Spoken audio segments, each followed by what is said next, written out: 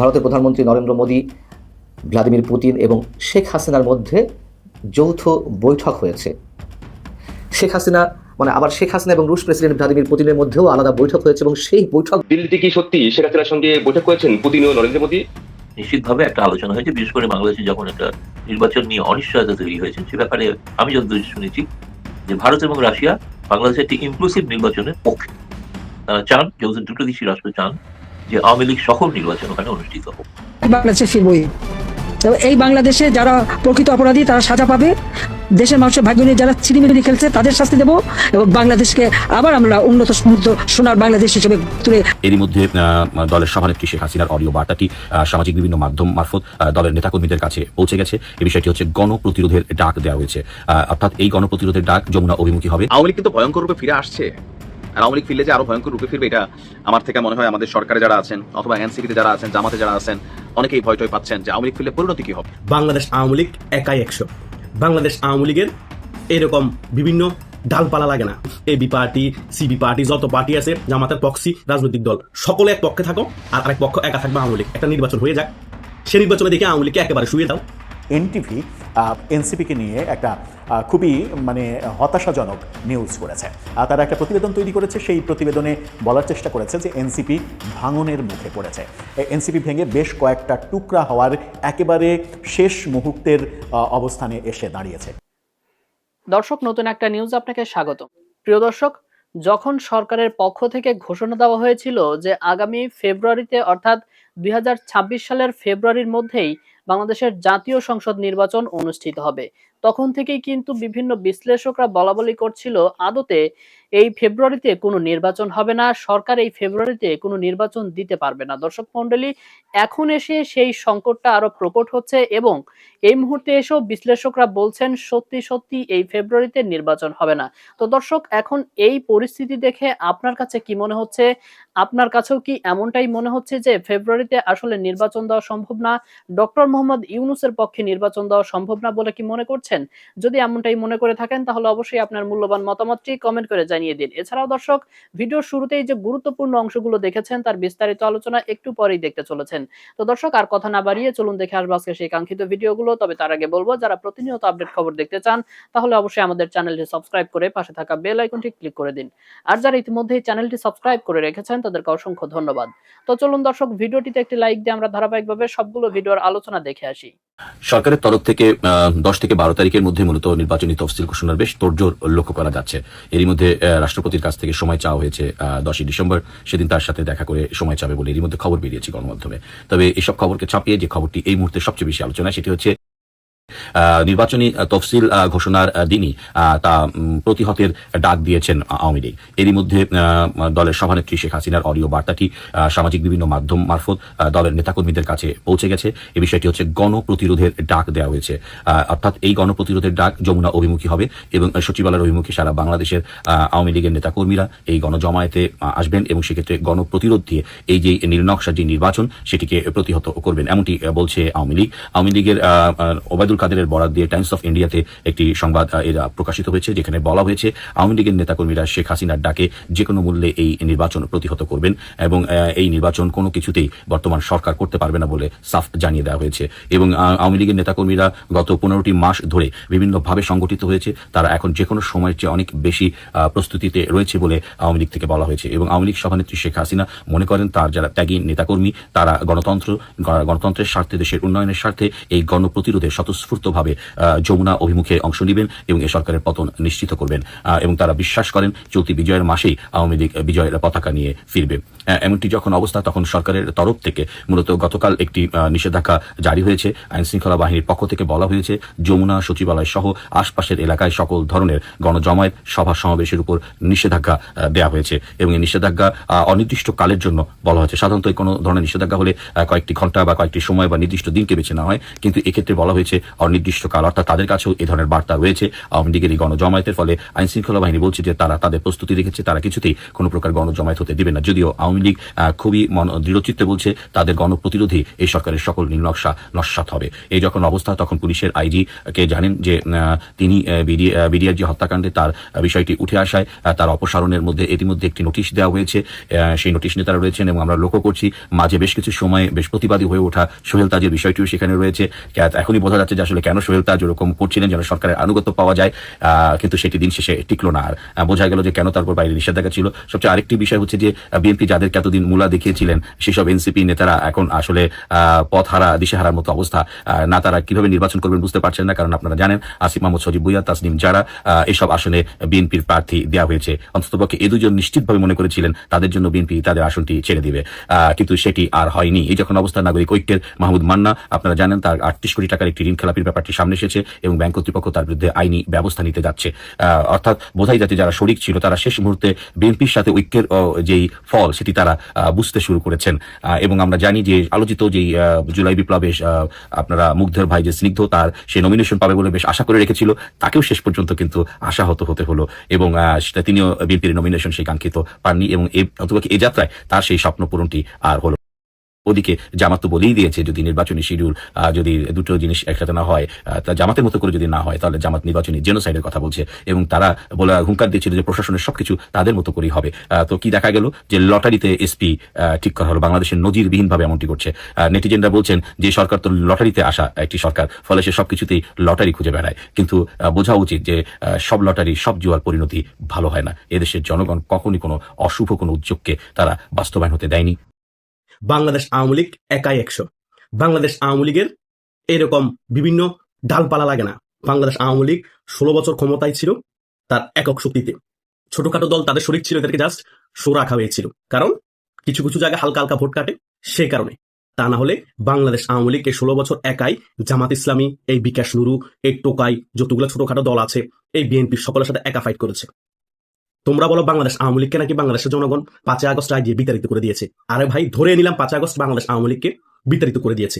আগামীতে তো একটা সংসদ নির্বাচন আছে, তাহলে ওই নির্বাচনে তোমরা যত অ্যান্টি আওয়ামী লীগের দল আছো, বিএনপি, জামাত, তারপর জাতীয় পার্টিকেও তোমাদের সাথে দিলাম, তারপরে এই টোকা সমন্বয়ক দল এনসিপি, বিকাশ নুরু, এবি পার্টি, সিবি পার্টি, যত পার্টি আছে, জামাতের পক্সি রাজনৈতিক দল, সকলে এক পক্ষে থাকো আর আরেক পক্ষ একা থাকবে আওয়ামী লীগ। একটা নির্বাচন হয়ে যাক, সে নির্বাচনে দেখে আওয়ামী লীগকে একেবারে শুয়ে দাও। জনগণই তখন ডিসাইড করে নিতে পারবে যে আওয়ামী লীগকে আমরা শুয়ে দিব, আওয়ামী লীগের দরকার না, আওয়ামী লীগ ফেসিস্ট দাও। নির্বাচনের সুযোগ দাও, তাহলে বুঝবো তোমরা বাঘের বেটা। কথা বুঝো নাই? গালবাজি করে গালগপ্প মেরে কোনো লাভ নাই। একটা রিক্সালারও একটা ভোট, তোমারও একটা ভোট, ডক্টর হুজুর একটা ভোট, খালেদা জিয়ারও একটা ভোট, শেখ হাসিনারও একটা ভোট। তাই একটা রিক্সালার যে গুরুত্ব নির্বাচনে, তোমারও সেম গুরুত্ব। তুমি হয়তো এখন মিডিয়ার সামনে এসে বক্তব্য দিতে পারছো রাজনীতি একটা দলের নেতা, এটাই হচ্ছে পার্থক্য রিক্সালার সাথে তোমার, তাছাড়া আর কোনো পার্থক্য নাই ভোটের রাজনীতিতে। তাই বাংলাদেশে ভোটের রাজনীতিতে বাংলাদেশ আওয়ামী লীগ একাই 100। বাংলাদেশ আওয়ামী লীগ যতবারই সরকার গঠন করেছে ততবারই বিএনপিকে বিশাল মার্জিনে হারিয়েছে, কিন্তু যতবারই সরকার গঠন করতে পারেনি, হেরেছিল, ততবারই বিএনপির সাথে সমানে সমানে পার্সেন্টেজ ভোট পেয়েছিল, কিন্তু আসন সংখ্যা কম পাওয়ার কারণে আওয়ামী লীগ সরকার গঠন করতে পারেনি। এটাই হচ্ছে বাস্তবতা। বাংলাদেশ আওয়ামী লীগের কখনোই ভোট পার্সেন্টেজ কম ছিল না, সরকার গঠন করতে না পারলো বাংলাদেশ আওয়ামী লীগের এই পরিমাণ জনপ্রিয়তা আছে বাংলাদেশের মধ্যে। এখনো যদি নির্বাচন দেওয়া হয়, যদি প্রত্যেকটা 300 আসনে কলা গাছও দাঁড় করিয়ে দেওয়া হয় আওয়ামী লীগের পক্ষ হতে, আমি 100% বলতে পারি বুকে হাত দিয়ে, এখনো বাংলাদেশ আওয়ামী লীগ 70 থেকে 80টা আসন চোখ বন্ধ করে জিতবে, কোনো প্রচারণা ছাড়া, শুধু কলা গাছ দাঁড়া করাই দিল। এটাই হচ্ছে বাস্তবতা। সে কারণে আমি সবসময় বলি আওয়ামী লীগ একাই 100। আর এখন যে পরিস্থিতি, আওয়ামী লীগ জনপ্রিয়তা আরো বেড়ে গিয়েছে। আওয়ামী লীগের শেখ হাসিনার জনপ্রিয়তা আগের চেয়েও 10 গুণ বেড়ে গিয়েছে। 16 বছর শাসন আমলে হয়তো বা ভুল ত্রুটির কারণে জনগণ অনেক ক্ষোভ ছিল শেখ হাসিনার প্রতি, আওয়ামী লীগের অনেক নেতা কর্মীর প্রতি, কিন্তু 5 আগস্ট শেখ হাসিনার পতনের পর হয়তো 1-2 মাস ক্ষোভ ছিল। এর পরবর্তী সময় যখন এই রাজাকারদের, নাতিপুতিদের এবং ডক্টর মুজিবের শাসন আমল দেখেছে, যখন বুঝে গিয়েছে তাদেরকে ভিনবাস করে রাজপথে নামে শেখ হাসিনার নামে প্রোপাগান্ডা ছড়িয়ে এই 16 বছর উল্টাপাল্টা বুঝিয়ে শেখ হাসিনার পতনটা ঘটাই দিচ্ছে। শেখ হাসিনাই তো ঠিক ছিল, শেখ হাসিনাই তো ভালো ছিল, আমরা আগেই ভালো ছিলাম। সে কারণে শেখ হাসিনার প্রতি এখন জনগণের ভালোবাসা বেড়ে গিয়েছে, সিম্পেথি বেড়ে গিয়েছে, এবং আওয়ামী লীগের জনপ্রিয়তা বেড়ে গিয়েছে, এবং শেখ হাসিনার জনপ্রিয়তা অনেক বেশি বেড়ে গিয়েছে। এখন সে কারণে মিডিয়াতে বেশি প্রমোট করার চেষ্টা করছে। খালেদা জিয়া এখন বাংলাদেশের সর্বোচ্চ নেতা। খালেদা জিয়া এখন দলের বাইরে গিয়ে খুব জনপ্রিয়তা পেয়ে গিয়েছে। খালেদা জিয়া সুস্থ ফিরলে আমাদের জন্য ভালো, দেশের মধ্যে গণতন্ত্র রক্ষা হবে। মানে এখন ফোকাসটা খালেদা জিয়ার দিকে দিয়ে দেওয়া হচ্ছে। মানে খালেদা জিয়াকে জনগণ অনেক ভালোবাসে। আরে ভাই, খালেদা জিয়াকে জনগণ অনেক ভালোবাসে, খালেদা জিয়া অনেক ভালো নেত্রী, সকল কিছু ঠিক আছে, কিন্তু শেখ হাসিনার যে জনপ্রিয়তা আগের চেয়ে 10 গুণ বেড়ে গিয়েছে, সেটাকে ধামাচাপা দেওয়ার জন্য এই কথাগুলো বারবার টকশোতে, মিডিয়াতে বলা হচ্ছে। বাস্তবে হচ্ছে আওয়ামী লীগের জনপ্রিয়তা এবং শেখ হাসিনার জনপ্রিয়তা 10 গুণ বেড়ে গিয়েছে, এবং বিএনপির জনপ্রিয়তা 10 গুণ কমে গিয়েছে। সে কারণে এখন মিডিয়ার মধ্যে বিভিন্ন জরিপের মধ্যে দেখানো হচ্ছে বিএনপি যদি 30% ভোট পাবে, আর অন্য জায়গায় দেখানো হচ্ছে 27% ভোট পাবে জামাত ইসলাম, মানে কাছাকাছি রাখছে জামাত ইসলামকে, মানে জামাত ইসলাম এবং বিএনপি সমান সমান হয়ে গিয়েছে। এটারও কারণ আছে, জামাত ইসলাম যে মতাদর্শ বিশ্বাস করে বিএনপির মধ্যে 50% লোক কিন্তু সেই মতাদর্শ বিশ্বাস করে। বিএনপি একটা মিক্সার দল হয়ে গিয়েছে, কিছু অংশ মুক্তিযুদ্ধ বিরোধী অংশ, কিছু অংশ আছে মুক্তিযুদ্ধের পক্ষের অংশ। এখনো জামাতের মধ্যে 30 থেকে 40% লোক জামাতের মতাদর্শ বিশ্বাস করে এবং জামাতের লোক এখন বিএনপি করতেছে। বিএনপি কিন্তু বুঝতে পারতেছে না বিএনপিকে জামাত সম্পূর্ণরূপে 16 বছর গ্রাস করে ফেলেছে।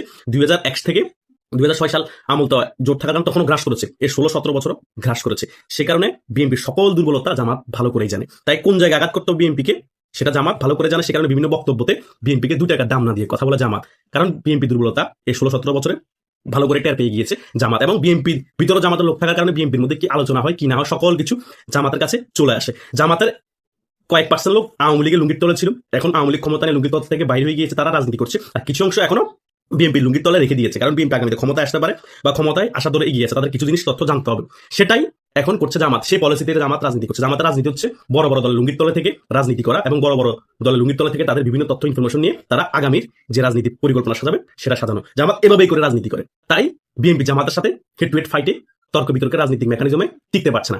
আওয়ামী লীগ সাংগঠনিকভাবে খুবই দক্ষ দল হওয়ার কারণে এবং অনেক জনপ্রিয় দল হওয়ার কারণে জামাতের সাথে এবং বিএনপির সাথে এবং অন্যান্য সকল রাজনৈতিক দলের সাথে একা খেলে 16-17 বছর টিকতে পেরেছে। কিন্তু বিএনপি ক্ষমতায় আসলে যদি আওয়ামী লীগের জামাত কোনো রকমে কখনো এক হয়ে যায়, বিএনপি 2-3 বছর টিকতে পারবে না, মেসাকার করে ফেলবে। কারণ আওয়ামী লীগের পার্সোনাল একটা জনসমর্থন আছে, আওয়ামী লীগের বিশাল বড় বড় ফাইটার আছে রাজপথে, জামাতের আছে, তারা একত্রিত হয়ে গেলে বিএনপি টিকার কোনো সম্ভাবনা নেই। কারণ বিএনপি জামাতের সাথে এখন খেলতে পারছে না, বিভিন্ন জায়গায় ক্ল্যাশ হচ্ছে, বিএনপিকে মেরে শোয়াই দিচ্ছে, সাংগঠনিকভাবে তারা জিততে পারছে না, বিভিন্ন ভার্সিটিতে তারা জিততে পারছে না। নির্বাচন হয়তোবা ভোট আছে সে কারণে হয়তোবা জিতে যাবে, কিন্তু সেটা লং টার্ম ভাবে যে তারা অনেক বছর ক্ষমতায় থাকবে আওয়ামী লীগের মতো 16-17 বছর, এটা কল্পনা তো সম্ভব না। আওয়ামী লীগ একাই যখন রাজপথে নামবে নির্বাচনের পরবর্তী সময় বহির্বিশ্বের সাপোর্ট নিয়ে জনগণকে সাথে নিয়ে বিএনপি দিশেহারা হয়ে যাবে। জামাত সমর্থন করলেও আওয়ামী লীগের সাথে টিকবে না। কারণ আমি সবসময় বলি আওয়ামী লীগ শুধু একটা রাজনৈতিক দলের নাম না, আওয়ামী লীগ একটা ইতিহাসের নাম, আন্দোলন সংগ্রামের নাম। আওয়ামী লীগ কিভাবে আন্দোলন সংগ্রাম করে নিজেদের দাবি হাসিল করতে হয় সেটা 1971 সাল আগেও করে দেখিয়েছে, 1971 সালও করে দেখিয়েছে। এটাই হচ্ছে রিয়ালিটি। আওয়ামী লীগ সবসময় আন্দোলনের মাধ্যমে তাদের দাবি আদায় করে এবং আওয়ামী লীগ তাদের দাবি আদায় করে আবার ক্ষমতায় আসে। এটা ইতিহাস বলে। যারা ইতিহাস পড়ে নাই তারা এখনো মায়ের বুকে আছে। আর আওয়ামী লীগ ঠিকই তাদের দাবি আদায় করে রাজপথে নেমে আন্দোলন করে, যারা আওয়ামী লীগকে ইগনোর করেছে, কবর রচনা করবে বলেছে, তাদেরকে আওয়ামী লীগ আবার ক্ষমতায় বসে মায়ের বুকে পাঠিয়ে দিবে। শেখ হাসিনা বেঁচে থাকুক আর না থাকুক, এটা 100% ধরে নেন আওয়ামী লীগ আগামীতে আবার ক্ষমতায় আসছে। এই রাজাকারদের, এই নাতিপুতিদের বাংলাদেশে একেবারে সমাধি রচনা করে দিবে আওয়ামী লীগ। হয়তোবা জামাত ইসলাম রাজনৈতিক দল হিসেবে থাকবে, কিন্তু বাংলাদেশে আর জীবনে কোমর সোজা করে দাঁড়াতে পারবে না। বিএনপিও রাজনৈতিকভাবে অনেক দুর্বল হয়ে যাবে বিএনপির কিছু ভুল সিদ্ধান্তের কারণে। এটাই হচ্ছে রিয়েলিটি। কারণ আওয়ামী লীগের জোট মোট বিভিন্ন ঢালপালা ধরে ক্ষমতায় আসার আগেও কখনো ইচ্ছা ছিল না, সামনেও নেই। আওয়ামী লীগ একা আন্দোলন করেছে, আগেও কেউ ঢালপালা হিসেবে থাকলে থেকেছে, না থাকলে নাই। এখনো সামনে একাই আন্দোলন করবে, কেউ ঢালপালা হিসেবে থাকলে থাকবে, না থাকলে নাই। আওয়ামী লীগের এই সকল বিষয় তোয়াক্কা করে কখনো আন্দোলনে নামেনি, আগামীতেও নামবে না। হয়তোবা এখন একটু খারাপ সময় চলতেছে, গুছিয়ে নিতে একটু সময় লাগতেছে, কারণ একটি ষড়যন্ত্রমূলক গণ অভ্যুত্থানে শেখ হাসিনার পতন হয়েছে, সে কারণে। তার মানে এই না যে বছরকে বছর এভাবে চলবে, সময় পরিবর্তনশীল। তাই সামনে আওয়ামী লীগ সেই 2006-07 যেভাবে আওয়ামী লীগ রাজপথে নেমে লগি বইটার খেলা দেখিয়েছে, সেম ভাবে আবার সেই খেলাটা দেখাবে। এখন হয়তো আপডেট ভাবে আরো ভালো খেলা খেলবে আওয়ামী লীগ, আর সেই খেলায় আওয়ামী লীগ জিতবে। আওয়ামী লীগকে হারানোর ক্ষমতা বাংলাদেশে এখনো কোনো শক্তির জন্ম নেয়নি, সেটা আওয়ামী লীগ আগামীতে রাজপথে প্রমাণ করবে। এটা লিখে রাখুন। বাংলাদেশের গণমাধ্যম এনটিভি গত রাতে এনসিপিকে নিয়ে একটা খুবই হতাশাজনক নিউজ করেছে। তারা একটা প্রতিবেদন তৈরি করেছে, সেই প্রতিবেদনে বলার চেষ্টা করেছে যে এনসিপি ভাঙনের মুখে পড়েছে। এনসিপি ভেঙে বেশ কয়েকটা টুকরা হওয়ার একেবারে শেষ মুহূর্তের অবস্থানে এসে দাঁড়িয়েছে। তবে কি ভাঙনের মুখে এনসিপি? এই প্রশ্ন উত্থাপন করে সেই প্রশ্নের সমাধান খোঁজার চেষ্টা করেছে তারা। এই প্রতিবেদনে বলেছে যে এরই মাঝে এনসিপি একেবারে শীর্ষ পর্যায় থেকে, কেন্দ্রীয় পর্যায় থেকে, বিভিন্ন কমিটি থেকে 50-এর অধিক নেতাকর্মী পদত্যাগের ঘটনা ঘটেছে। এনসিপিও অনেককে বিতর্কের কারণে, চাঁদাবাজি সহ বহু বিতর্কের কারণে অনেককে দল থেকে বহিষ্কার করেছে। এই অবস্থানকে কেন্দ্র করে, এই অবস্থা যখন এনসিপিতে চলছে, তখন নতুন প্রশ্ন উঠেছে যে এনসিপিতে কোন ধারার কিংবা কাদের পক্ষে কারা রয়েছে। এনসিপিতে বেশ কয়েকটা ধারা রয়েছে, যেটা আমরা বিভিন্ন সময় বিভিন্ন ভিডিওতে বলেছি। তার মধ্যে দুটো ধারা বেশ শক্তিশালী ধারা, একটা হচ্ছে ইসলামপন্থী ধারা আর একটা হচ্ছে বামপন্থী ধারা। ধারণা করা হয় ইসলামপন্থী যে ধারাটা রয়েছে সেই ধারাটাকে এক ধরনের নেতৃত্ব দেন এনসিপির সদস্য সচিব আক্তার হোসেন, হাসনাত আবদুল্লাহ, সার্জিস আলম এরা।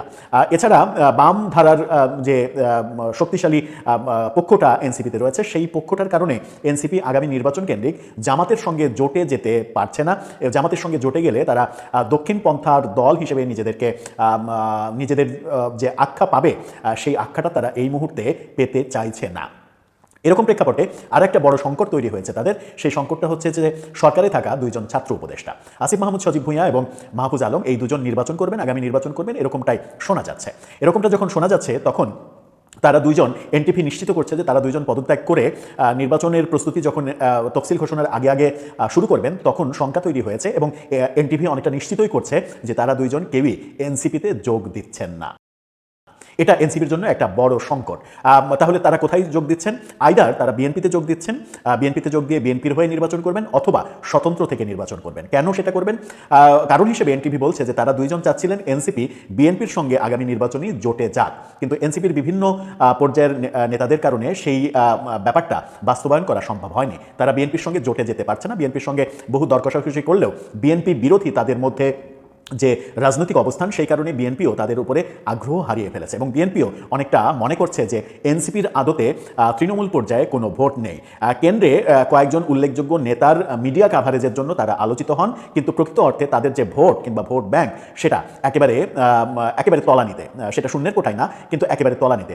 ছাত্র আন্দোলনের পরে যে জনপ্রিয়তাটা তারা গত বছর জুলাই আগস্টে অর্জন করেছিলেন সেই জনপ্রিয়তাটা তারা বহু বিতর্কের কারণে হারিয়ে ফেলেছেন, এমনটাই বিএনপি ভাবছে। এই কারণে বিএনপি তাদের জন্য খুব বেশি আসন ছাড়তে চায় না এবং সেই প্রেক্ষাপটে এনসিপির দাবিগুলো মেনে না নেওয়ার কারণে বিএনপির সঙ্গে তাদের জোট হচ্ছে না। আসিফ মাহমুদ সজীব ভুঁইয়া এবং মাহফুজ আলম তারা চাচ্ছিলেন বিএনপির সঙ্গে এনসিপির জোট হোক এবং সেই জোটের অংশ হিসেবে তারা এনসিপি থেকে বিএনপি জোটের হয়ে নির্বাচন করবেন। সেই ক্ষেত্রে তারা যে দুই আসনে নির্বাচন করবেন সেই দুই আসনে বিএনপি যেন ছাড় দেয়, কিন্তু সেটা আদতে হচ্ছে না। এবং আমরা সর্বশেষ বিএনপির যে 36টা আসনে মনোনয়ন ঘোষণার ব্যাপার দেখেছি, সেখানে আগে ঢাকা 10 এই আসনটা ফাঁকা রাখলেও এবার কিন্তু ঢাকা 10-এ বিএনপি প্রার্থী দিয়েছে।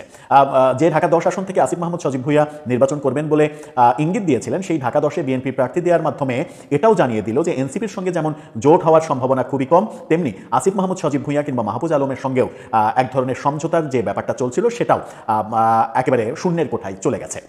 সুতরাং বিএনপির দিক থেকে এক ধরনের হতাশার বাণী এনসিপি নেতারা শুনছেন। আবার আরেকটা ব্যাপার যেটা হয়েছে সেটা হচ্ছে যে মাহফুজ আলম এবং আসিফ মাহমুদ সজীব ভুঁইয়া এনটিভির ভাষ্য, যা কিছু বলছি সব কিছু এনটিভির ভাষ্য, ব্যক্তিগতভাবে আমার কোনো অবজারভেশন না কিংবা আমার কোনো ভাষ্য নয়। এনটিভি বলতে চাইছে যে আসিফ মাহমুদ সজীব ভুঁইয়া এবং মাহফুজ আলম তারা যদি এনসিপিতে যোগ না দেন, সেরকম বাস্তবতাই তৈরি হয়েছে, এনসিপিতে তারা যোগ দেবেন না। তারা যদি এনসিপিতে যোগ না দেন তাহলে আসিফ মাহমুদ এবং মাহফুজ আলম পন্থী এনসিপির বহু নেতা তারা এনসিপি থেকে পদত্যাগ করবেন, এরকমটা এনটিভি দাবি করছে এবং সেই পদত্যাগের কারণে এনসিপি ভেঙে কয়েক টুকরো হবে এটাও তারা দাবি করছে। এখন যে ব্যাপারটা সেটা হচ্ছে যে আসিফ মাহমুদ সজীব ভুঁইয়া এবং মাহফুজ আলম তারা যদি এনসিপিতে যোগ না দেন, বিএনপি তাদের জন্য যদি আসন না ছাড়ে, তাহলে কি তারা নতুন আরেকটা প্ল্যাটফর্ম তৈরি করবেন? জুলাই আন্দোলনের স্টেক হোল্ডার হিসেবে তারা আরেকটা রাজনৈতিক দল বিনির্মাণ করবেন যেখানে এনসিপি থেকে অনেক নেতা এসে এই দুজনের সঙ্গে যোগ দেবেন? সেই ব্যাপারে এনটিভি অবশ্য কোনো কিছু বলেনি, শুধু বলছে যে এই দুজনকে কেন্দ্র করে এই দুজনের পক্ষে যারা আছেন এনসিপিতে তারা এনসিপি ছাড়বেন এবং এনসিপিতে একটা বড় ভাঙনের সৃষ্টি হবে। প্রিয় দর্শক, আমি আশা করছি সবগুলো ভিডিওই আপনি মনোযোগ সহকারে দেখেছেন। সেই সাথে দর্শক, এই ভিডিওগুলো সম্পর্কিত যদি কোনো তথ্য বা মতামত থাকে তাহলে তো অবশ্যই কমেন্ট করে জানিয়ে দিন। এতক্ষণ সাথে থাকার জন্য ধন্যবাদ। নিউজটি শেষ করছি এখানেই, ফিরছে আগামী ভিডিওতে নতুন কোনো টপিক নিয়ে। আল্লাহ হাফেজ।